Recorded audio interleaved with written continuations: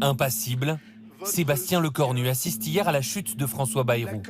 En son fort intérieur, c'est-il qu'il lui succédera, devenant le 5e Premier ministre en 2 ans. Déjà pressenti par le passé à 39 ans seulement, c'est cette fois son moment. À la veille du mouvement Bloquons tout, c'est pendant une autre crise qu'il tape dans l'œil d'Emmanuel Macron en 2019. Pour rebondir après la crise des Gilets jaunes, c'est lui qui souffle au président une idée qui fera mouche, le grand débat. La prise de parole, pas trop long, hein. Je vais discipliner tout le monde. Venu de la droite, il gagne alors ses galons d'homme de confiance.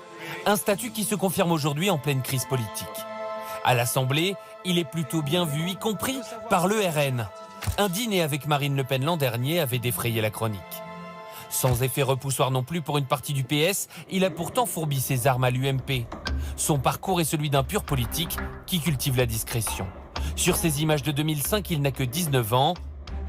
Il devient le plus jeune assistant parlementaire de l'Assemblée auprès du député Franck Gillard.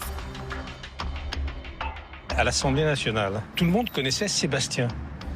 Alors que certains assistants, même un certain nombre d'assistants, sont connus plutôt pour leur côté un peu léger. Lui était connu comme un garçon sympathique et intelligent. Mais dans son département de l'Eure, l'homme fort s'appelle Bruno Le Maire. En devenant ministre du gouvernement Fillon en 2008, il fait entrer dans son cabinet le jeune Lecornu, simple titulaire d'une licence de droit. Ces deux-là ne se quitteront plus.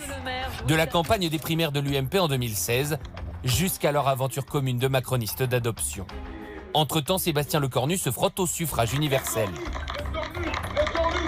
Et avec succès.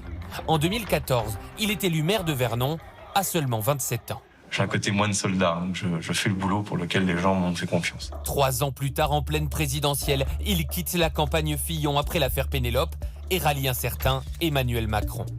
Un choix payant pour sa carrière. Il a toujours fait partie des gouvernements depuis 2017 et occupe depuis 3 ans le très stratégique ministère des Armées, défendant bec et ongle le budget de la défense. Merci de m'accueillir. Avec plaisir. On voit bien votre sourire malgré le camouflage.